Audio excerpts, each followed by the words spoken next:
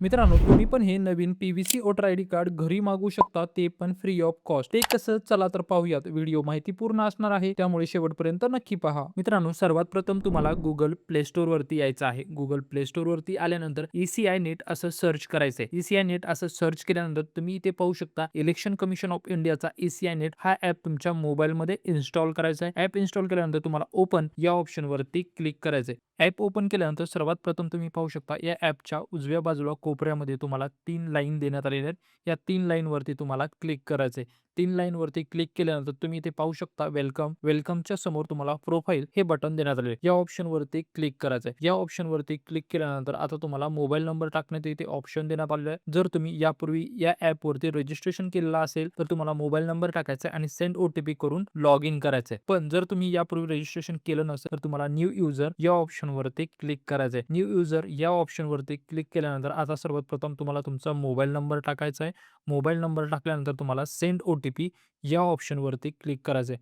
Send OTP या ऑप्शनवरती click केल्यानंतर तुम्हाला इथे तुमचं फर्स्ट नेम आणि लास्ट नेम टाकायचं आहे आणि त्याखालती OTPच्या बॉक्समध्ये तुमच्या मोबाईलवरती जो 6 अंकी OTP आलेला आहे, तो OTP टाकायचा आहे आणि सबमिट या ऑप्शनवरती क्लिक करायचं आहे.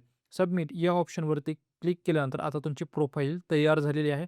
आता तुम्हाला लॉग इन करायचं आहे. परत तुम्हाला बॅक यायचं आहे आणि मोबाईल नंबरच्या ठिकाणी तुम्हाला मोबाईल नंबर टाकायचा आहे आणि सेंड OTP या ऑप्शनवरती क्लिक करायचं आहे.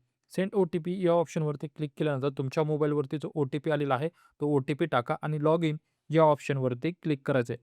लॉग इन या ऑप्शनवरती क्लिक केल्यानंतर तुम्ही पाहू शकता मित्रांनो, तुमची प्रोफाईल इथे तयार झालेली आहे. तर मित्रांनो, आता तुम्हाला बॅक यायचं आहे आणि तुम्हाला वोटर रजिस्ट्रेशन फॉर्म या ऑप्शनवरती क्लिक करायचं आहे. वोटर सर्व्हिसेसबद्दल वेगवेगळे फॉर्म इथे देण्यात आलेले. खालती स्क्रोल करायचं आहे. खालती स्क्रोल केल्यानंतर तुम्ही इथे पाहू शकता फॉर्म क्रमांक 8 देण्यात आलेला आहे. करेक्शन ऑफ एंट्रीज या ऑप्शनवरती तुम्हाला क्लिक करायचं आहे. या ऑप्शनवरती क्लिक केल्यानंतर खालती स्क्रोल करा. खालती स्क्रोल केल्यानंतर तुम्हाला लेट्स स्टार्ट या ऑप्शनवरती क्लिक करायचं आहे. लेट्स स्टार्ट या ऑप्शनवरती क्लिक केल्यानंतर आता पाहू शकता मित्रांनो, तुम्हाला इथे एक प्रश्न विचारण्यात आलेला आहे. Do you have already voter ID card? तुमच्याकडे वोटर आयडी कार्ड आहे का? तुमच्याकडे वोटर आयडी कार्ड नंबर आहे का? असं विचारण्यात आलेलं आहे. जर असेल तर तुम्हाला 1 नंबरचा ऑप्शन येस या ऑप्शनवरती क्लिक करा. नसेल तर तुम्हाला नो या ऑप्शनवरती क्लिक करायचं आहे. तर माझ्याकडे वोटर आयडी क्रमांक आहे, त्यामुळे मी येस या ऑप्शनवरती क्लिक केलेलं आहे आणि खालती नेक्स्ट या ऑप्शनवरती क्लिक केलंय. नेक्स्ट या ऑप्शनवरती क्लिक केल्यानंतर आता पाहू शकता मित्रांनो, सर्वात प्रथम तुम्हाला तुमचा वोटर आयडी क्रमांक इथे टाकायचा आहे. वोटर आयडी क्रमांक टाकल्यानंतर खालती आपलं महाराष्ट्र राज्य निवडायचं आहे.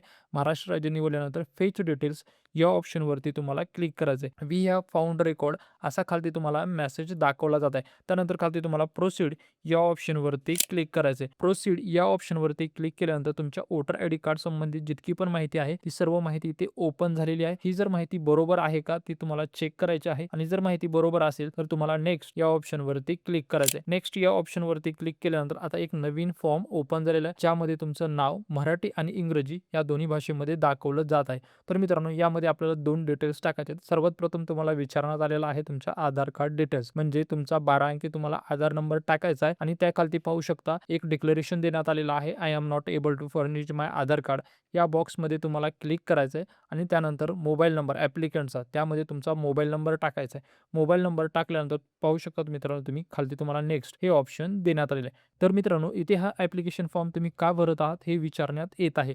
तर आपल्याला PVC voter ID card order करायचं आहे, त्यामुळे आपण 3 नंबरचाच म्हणजे issue up replacement voter ID card without correction या ऑप्शनवरती क्लिक करणार आहोत.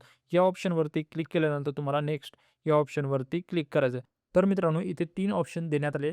त्यापैकी आपल्याला 2 नंबरचा ऑप्शन निवडायचा आहे, destroy due to reason beyond control like flood, fire and other natural disaster.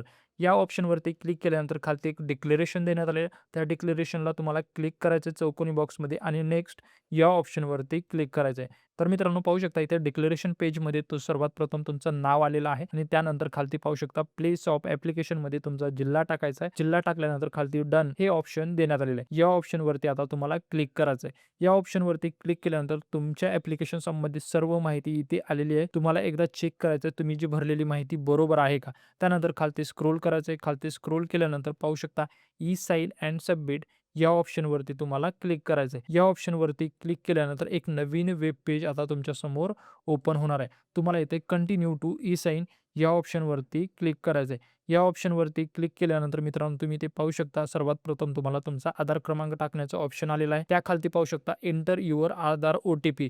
त्यापूर्वी तुम्हाला गेट ओ-टी-पी या ऑप्शनवरती क्लिक करायचं आहे. त्यानंतर तुमच्या आधारशी लिंक असलेल्या मोबाईलवरती एक 6 अंकी ओ-टी-पी येणार आहे. तो 6 अंकी ओ-टी-पी तुम्हाला इथे एंटर करायचा आहे. खालती डिक्लेरेशन देण्यात आलेली या चौकोनी बॉक्समध्ये तुम्हाला क्लिक करायचं आहे.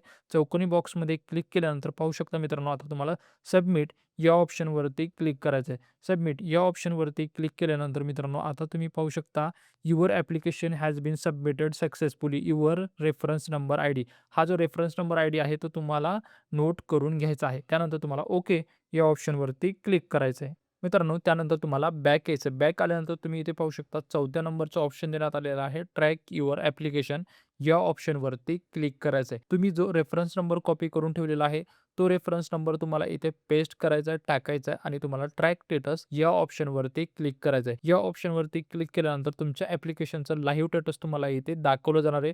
तुम्ही ॲप्लिकेशन कधी सबमिट केलं, BLOकडे कधी गेलं, ॲक्सेप्ट झालेलं आहे का रिजेक्ट झालेलं आहे, ही सर्व माहिती तुम्हाला इथे पाहायला मिळणार आहे. मित्रांनो, याबद्दल जर तुम्हाला काही डाऊट असेल तर तुम्ही मला कमेंट करून विचारू शकता. मी त्याचं उत्तर कमेंट बॉक्समध्ये देणारच आहे. मित्रांनो, हा जर व्हिडिओ तुम्हाला माहितीपूर्ण वाटला असेल तर या व्हिडिओसाठी एक लाईक नक्की करा आणि अशाच नवीन अपडेटसाठी माझ्या YouTube चॅनलला सबस्क्राईब करायला विसरू नका. व्हिडिओ शेवटपर्यंत पाहिलात त्याबद्दल धन्यवाद. जय हिंद, जय महाराष्ट्र.